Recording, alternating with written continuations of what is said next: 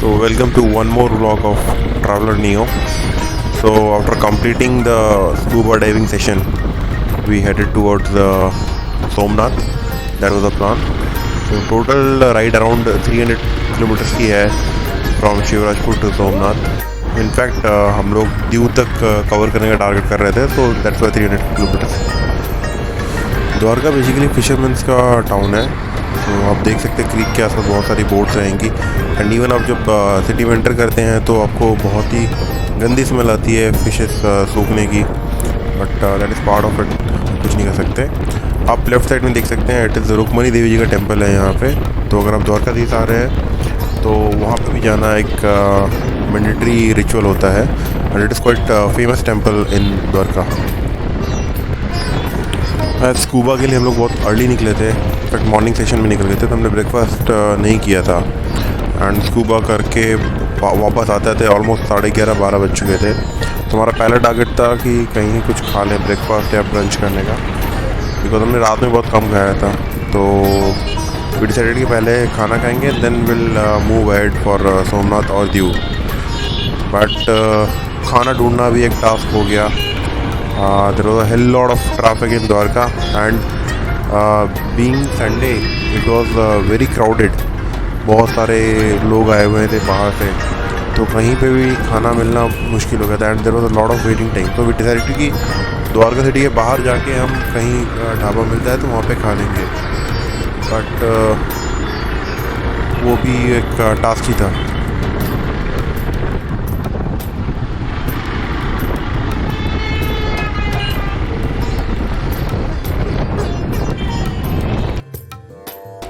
तो फाइनली हम द्वारका सिटी के बाहर आ चुके थे एंड हमने पोरबंदर सोमनाथ हाईवे पकड़ लिया था. It's a very good highway and one of the best to ride. ये ऑलमोस्ट सी के पैदल चलता है एंड ऑलमोस्ट खाली रहता है. ये यहाँ पे आराम से आप 90-95 का स्पीड मेंटेन कर सकते हैं. तो Dwarka to Somnath is around 236 or 40 kilometers and Somnath to Diu is around 90 kilometers. You can see it's a complete straight highway, and this highway goes all along coast, and there is an area near Madhavpur. It will stretch almost 6 to 7 kilometers along the beach. So वो अलग ही scenic beauty होता है. तो Gujarat coastal ride is a very good thing to do. I mean, if you've not done, you should do either by car or by bike. It's worth it.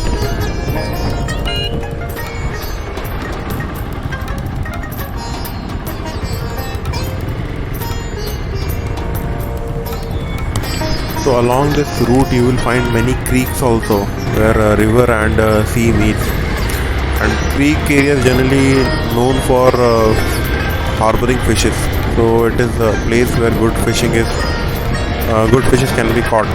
So the bolero that just saw, it was carrying freshly caught fishes.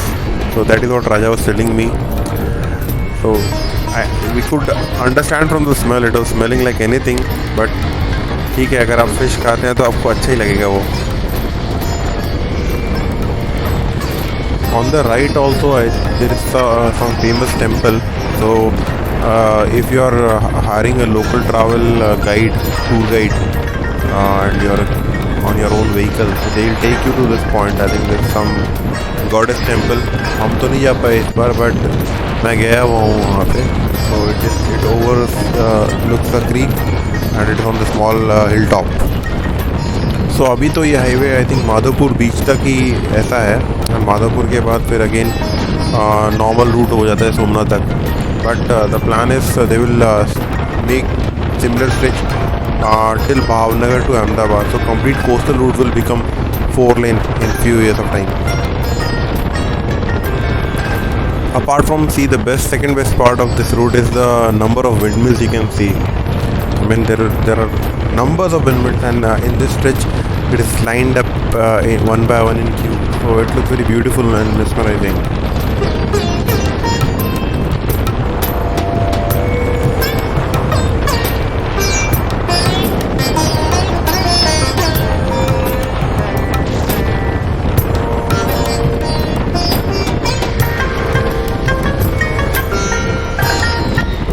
So finally we reached Madhavpur. तो in Madhavpur the road and the beach ये एकदम parallel चलते हैं almost 5-6 kilometre तक। तो right side में आपका Arabian सी रहेगा, लेफ़्ट साइड में एक नदी भी आती है और क्रीक एंड जो लोग माधवपुर टाउन है वो रहता है। तो यहाँ पे भी राइड करना एक अपने आप में बहुत अच्छा एक्सपीरियंस है।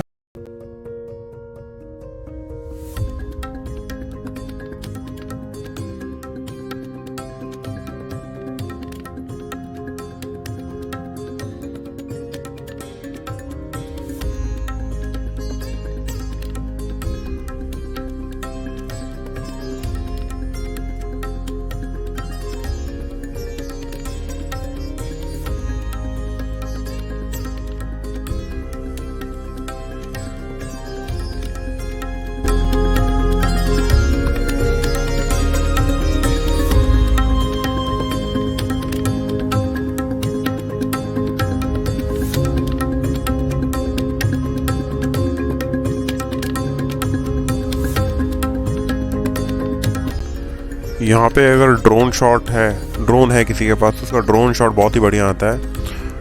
काउंटिंग माइल्स का एक वीडियो है माधवपुर बीच का, ये टेकन अ ड्रोन शॉट, बहुत ही बढ़िया है दिखता है। अगर आप ऐसे यूट्यूब पे भी सर्च करेंगे drone shot of Madhavpur beach, you'll really enjoy it। And I think Aditi Rawal का भी एक वीडियो है मारी नजर गुजरात, वो भी आप देख सकते हैं। जैसा कि आप देख सकते हैं गूगल इमेज में, एक साइड माधवपुर टाउन है और दूसरी तरफ अरेबियन सी है एंड बीच में ये रोड जाता है। तो बहुत ही सीनिक रूट है ये। एंड फिर हमने भी डिसाइड किया कि कुछ फ़ोटोग्राफ्स लें और कुछ वीडियोस बनाएं। यहाँ पे दूर दूर तक सिर्फ समंदर है और कुछ नहीं है। एंड इस तरफ माधवपुर टाउन है। इनफैक्ट माधवपुर टाउन में और भी चीज़ें घूमने के लिए, जैसा old Shiva temple and Osho आश्रम भी है यहाँ पे। तो अगर आपके पास टाइम है तो you can definitely visit Madhavpur also.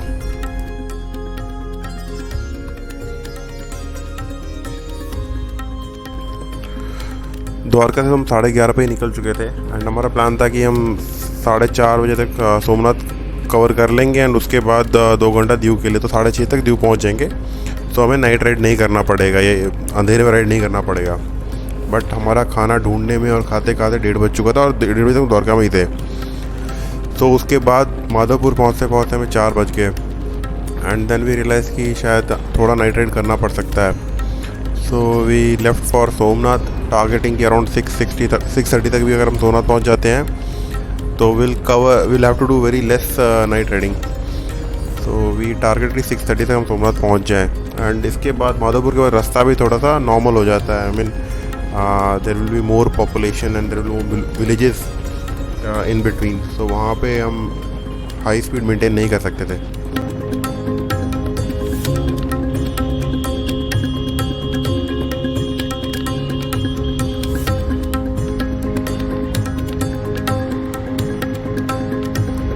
And as you cross Madhavpur, the scenery totally changes. पूरा लश ग्रीन एरिया स्टार्ट हो जाता है टुवर्ड सोमनाथ। कोकोनट फार्म्स दिखने लगते हैं, मैंगो ऑर्किड फार्म्स दिखने लगते हैं। तो माधवपुर टू सोमनाथ बहुत ही लश ग्रीन सा एनवायरनमेंट है एंड रोड्स भी बहुत ही ग्रीनरी फील्ड हैं। आई मीन बहुत जगह तो आपको एक कैनोपी सी बन जाती है पेड़ों की, बहुत ही मज़ा आता है वो राइड करने में। After covering around 50-60 kilometers from Madhapur, we took a halt to have coconut water, थोड़ा इलेक्ट्रोलाइट मिल जाता। वहाँ पे हमें कुछ बच्चे मिले जो बाइक देख के आ गए हमारे पास एंड पूछने लगे कि आपका कोई यूट्यूब चैनल है क्या। एंड देन दे सजेस्टेड ये बहुत ही कन्फ्यूजिंग नाम है आपके चैनल का, तो प्लीज़ चेंज कर लो। So big shout out to दोस्त किड्स एंड जेट प्रभुजोत के बहुत बड़े फ़ैन हैं ये लोग।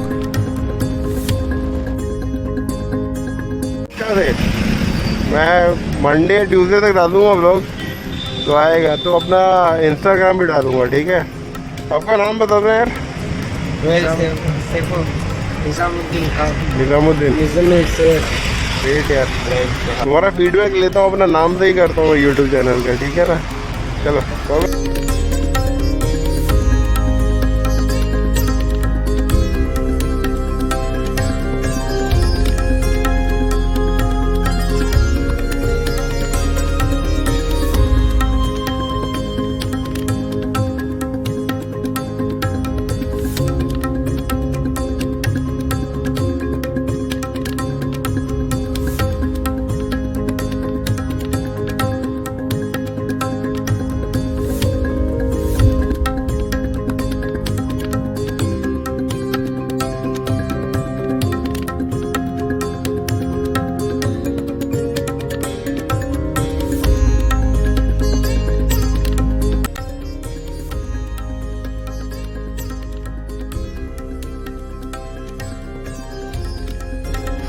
सोमनाथ हम प्लान के हिसाब से 6:30 तो पहुंच गए थे, बट जस्ट बिकॉज हम दिवाली के 1-2 दिन बाद ही निकले थे, तो यहाँ पे भी हमें वही प्रॉब्लम हुई जो द्वारका में हुआ है, हर जगह हुआ।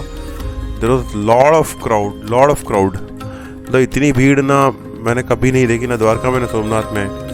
एंड वी थॉट कि दर्शन हम आधे घंटे में करके निकल जाएंगे, बट इतनी भीड़ थी यहाँ पे कि दर्शन करने में 2 घंटे निकल गए।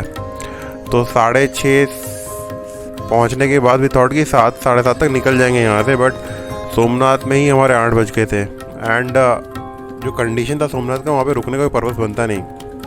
सो we had to take a call कि will do some night riding and will try to reach Diu.